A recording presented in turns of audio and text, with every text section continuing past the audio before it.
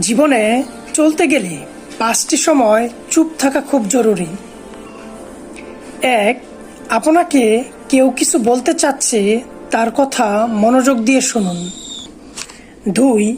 আপনি কথা বলছেন, বাট আপনার কথার ভিতরে অন্য কেউ ঢুকে যাচ্ছে কথা বলার জন্য।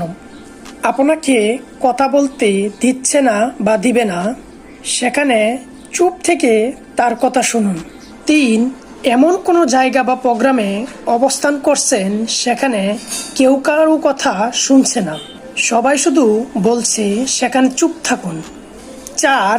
জীবনে কঠিন কোনো কিছু সমাধান করতে যাচ্ছেন, সেখানে সেটির বিষয়েই কথা বলুন, অন্য বিষয়ে চুপ থাকুন। 5.